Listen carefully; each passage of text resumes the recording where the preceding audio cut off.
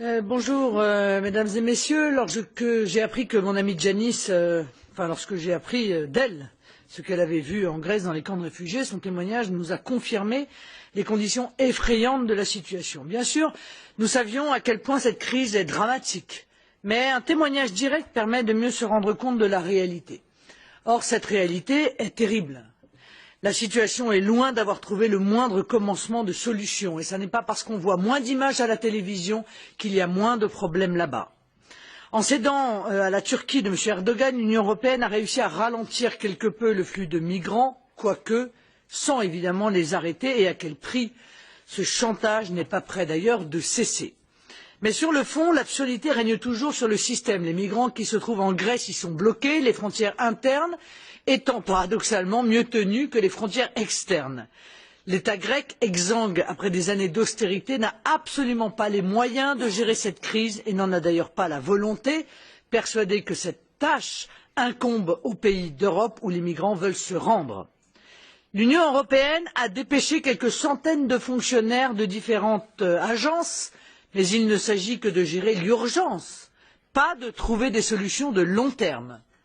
Beaucoup d'agences semblent d'ailleurs avoir pour objectif principal de trouver une bonne raison de considérer le plus de migrants possible comme des réfugiés, c'est tellement plus simple. Il s'agit donc en réalité d'un détournement du statut de réfugié trop étendu, il devient ingérable sur tous les plans. La condition des femmes et des enfants est particulièrement préoccupante. Ils sont de plus en plus nombreux, désireux de rejoindre un père ou un frère arrivé l'année dernière. Ils sont pleins de méfiance envers les autorités publiques dont ils ne comprennent pas les politiques, c'est normal.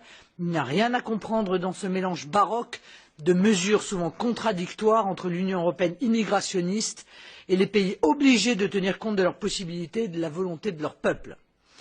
Les migrants sont alors livrés aux mains de criminels sans scrupules qui tirent des fortunes de trafic abominables. On constate une multiplication des violences faites aux femmes et aux enfants. Les réseaux de prostitution opèrent en toute impunité. Certaines des ONG qui gèrent les camps entretiennent les migrants dans l'illusion, Janice l'a rappelé.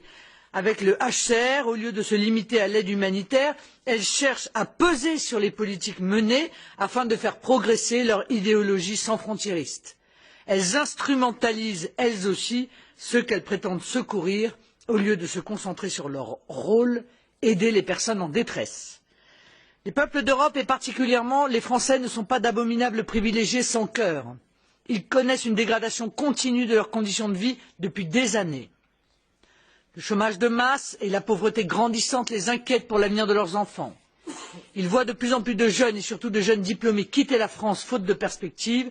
Comment imaginer d'accueillir dans ces conditions des centaines de milliers de personnes en grande situation de détresse humaine et matérielle? Nous le répétons, il faut que tous les pays du Proche-Orient prennent leur part et financent des camps de réfugiés sur place. Il faut que les dirigeants du monde prennent leurs responsabilités et trouvent le moyen de stabiliser les pays qu'ils ont plongés dans le chaos par un interventionnisme malvenu. L'avenir de la Syrie et de la Libye, ce n'est pas d'être vidés de leurs habitants et de voir disparaître des communautés entières qui y vivaient depuis des siècles. L'avenir de la France, de la Grèce et de toute l'Europe, ce n'est pas de devenir un immense camp de réfugiés géré par des mafias diverses au détriment de tous. Je vous remercie.